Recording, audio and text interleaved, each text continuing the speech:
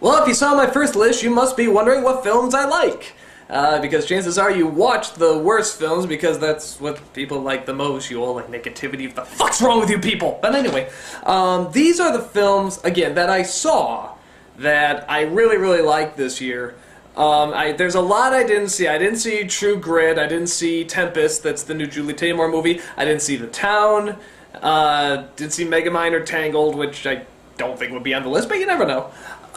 So there's a lot of movies I didn't see, but out of the ones that I did see, these are the ones that I'd enjoyed. Start sort of closer to the bottom. I really liked Paranormal Activity 2. One of the few scary movies I thought was actually better than the first one. I liked the first one okay, but I thought sort of old school tricks I've seen before. I didn't think the acting was that great. I was always sort of aware it was a movie. Not terrible, just I didn't think it was that great. But the second one, even though the plot gets a little bit more out there, it's very clever, but it gets more out there. The second one I thought had a lot better acting, had even better atmosphere, and it really kept you guessing. It sort of had you not knowing what's going to happen and tying the two films together really well. And on top of that, it's consistently scary. The first film, I thought was only scary in the last 10-15 minutes. This film, throughout most of it, is not only scary, but I like these characters. I like this family.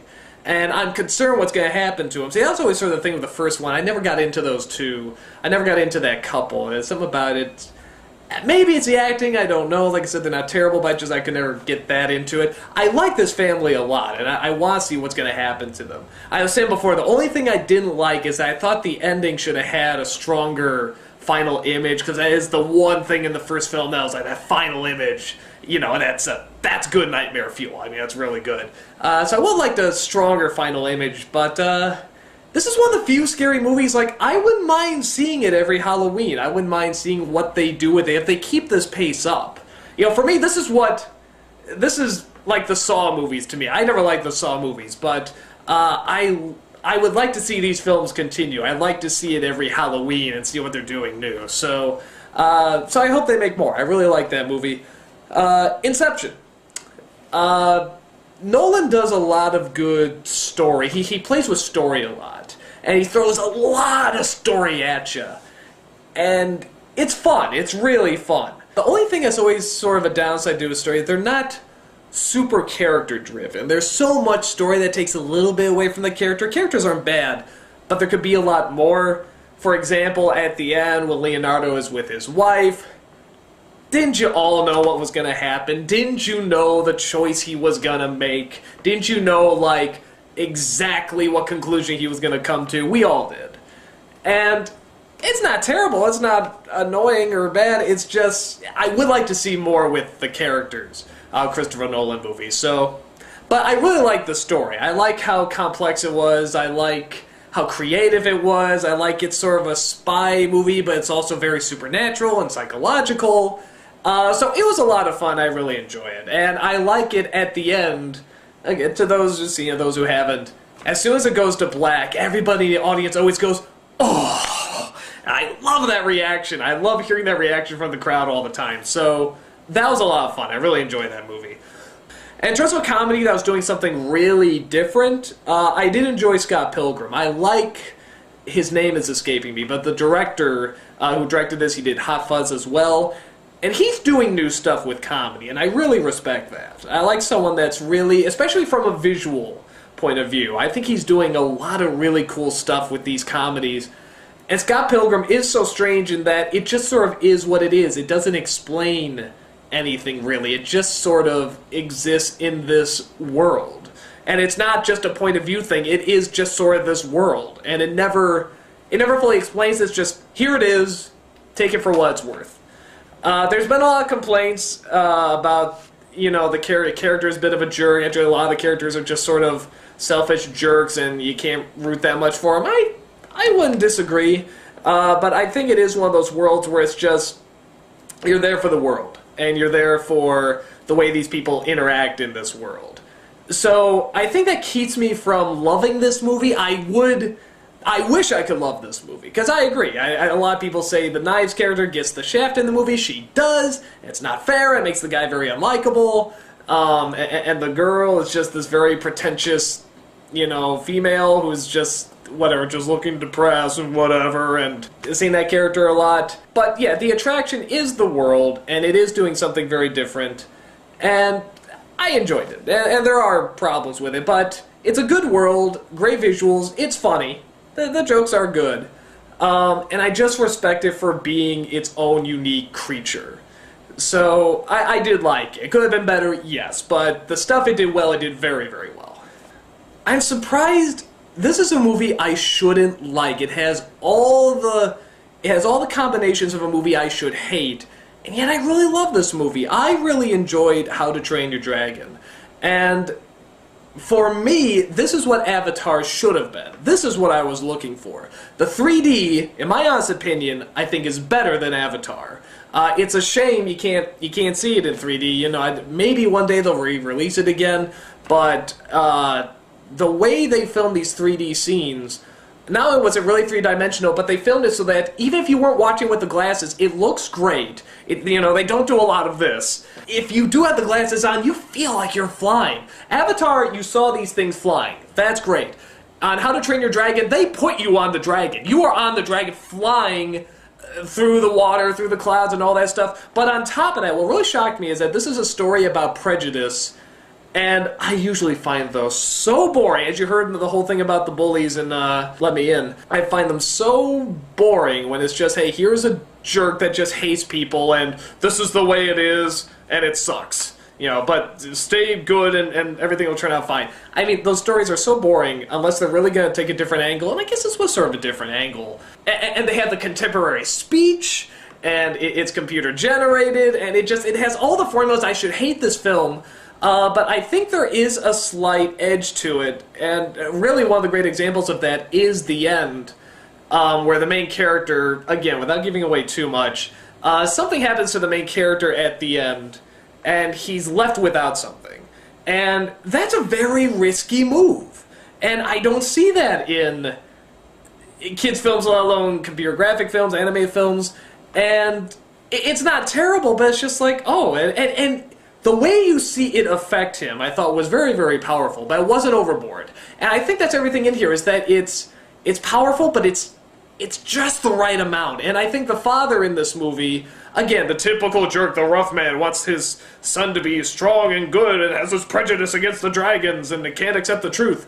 But you can see why. You can see that this is how he was raised, this is how he was trained, and he wants to be very proud of his boy. I think that's the difference. He's not just a jerk, he wants to be proud. He really wants to be proud of what his son is doing, but his traditions and his habits aren't letting him. And by the end, I think even when he has to really, really hurt his son, not just physically, but mentally, really, disown him, you see how much it rips him up. And I think that was legit drama, and that really worked. Because he's not just a jerk. They really make him human, but still, very hurtful. And it really turned out well. I really like this movie. I love the 3D. Some things don't make sense, like the whole story about the giant dragon and the other dragons have to follow. It's very confusing. I don't understand it, but there's too many good things in this movie for it, to have that stop it from being good. So I really, really enjoyed that movie. Like I said, that's what I expected when I went to see Avatar, something along those lines. Maybe not the pop cultural references, but you get the idea. One that I'm not seeing on many top 10 lists that sort of shocked me, Toy Story 3, which I don't think is the best of the movies, but I really enjoyed it. I enjoyed it because this is actually, again, this is the movie I wanted to see. After the second one came out, I thought, well, that's a pretty bold thing you're doing there. You're actually going back to the kid knowing that eventually he's going to grow up. I wanted to see him grow up, and they showed that. And they show what they went through in the next step. It certainly was darker, and I probably could have used a little more comedy, not quite as much emotional, I don't want to say schmaltz, because a lot of it was effective. The scene where they're holding the hands at the end, and that was a tad overboard. I thought they were really sort of pushing it there, just unnecessarily. but it didn't ruin it. And the other scene that really... I must be the only cold-hearted bastard that thought this about this scene. At the very end, again, don't want to give away too much, somebody is saying goodbye, and it's not realistic of how somebody in that mindset at this age and everything would say goodbye. It's more someone who's an old man looking back thinking about it, but someone that's actually this age would not go through what this person went through. And it's... I was sort of cracking up at that scene. Everybody's crying, everyone's getting emotional. I was sort of laughing. And everyone's looking at me like, you heartless dick. And it's like, maybe I am, but that... I thought that was a little over the top and unrealistic. But, with that said, I always love these characters. I love Woody, I love Buzz, I love this Ken character that they had Michael Keaton play. I love that weird clown that got betrayed. Actually, I wanted to see more of these characters when Woody goes to this girl's house and there's these other characters playing Tea Party. I want more of these characters. I actually want it to be longer, and that's always the sign of a great movie, is when you want more. And it actually is sad knowing there's not going to be any more. Maybe a spin-off on some of these characters. I would love to see that. So... yeah, definitely liked it. Definitely played up the drama. Sometimes too much, but still good level. It's a good ending. I'm glad they ended it now. I'm glad there's not a way that they can do, you know, whatever, another sequel or a spin-off. I like the fact that they're keeping it, okay, we're done. You know, and they ended it on a good note. So I like that movie. It really did take me back to when I saw the first Toy Story and how revolutionary it was.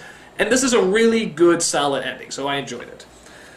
Now, if I was to pick the two films that I thought were best of the year, the number 2 spot, I shouldn't say best of the year, my personal favorite. The number 2 spot would be The Social Network, which everybody is praising, and yeah, it's great. I mean, it's... especially for someone doing what I do, it's a very important movie for me to see. And that's why I think so many internet reviewers love this movie, because it's like... yeah, this is important, you know, so there is a downside to it, something that not a ton of people have brought up, but I definitely noticed, and it can get grating, is that the main character talks very fast, very robotic. It's not natural. It's not like, hey, this is really realistic. It's not. People don't talk this way. But what I like about it, because at first I thought this is going to be so annoying, I'm going to hate this movie, because the way they talk.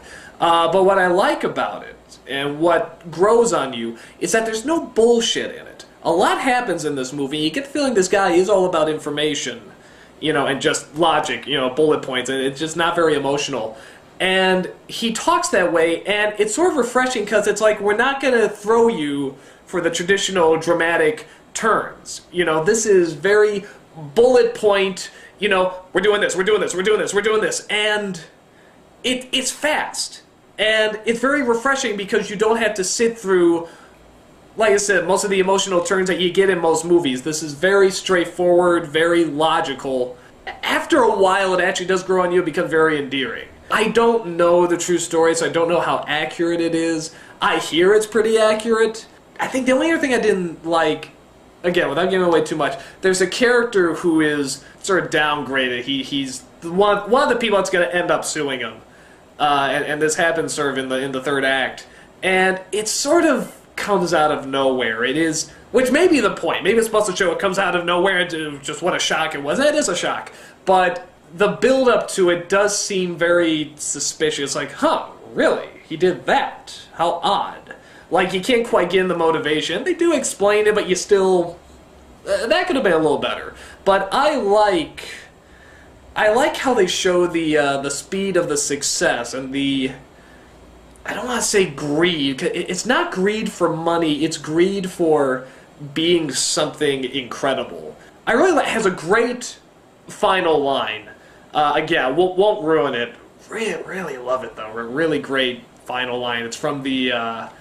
it's one of the lawyers. I don't know who she was, but she has this great final line about the character. It's just really perfect. One of my favorites. Right up there with Jelly Side Down. So, now that's my second favorite. My personal favorite, which I don't know if I say it's the best of the year, but it's my favorite of the year, is Black Swan. Because I love transformation movies, and this has all the moves, all the tricks, all the great stuff for a great transformation movie. I think the first 5-10 minutes I caught on what they were gonna do. I knew where the movie was going. I don't know how far they were gonna go with it though, and that's part of the fun. And I really like it. Natalie Portman, who I don't hate, I don't love, it just doesn't really make an impact on me, does very, very good. The woman who plays the mother does very, very good.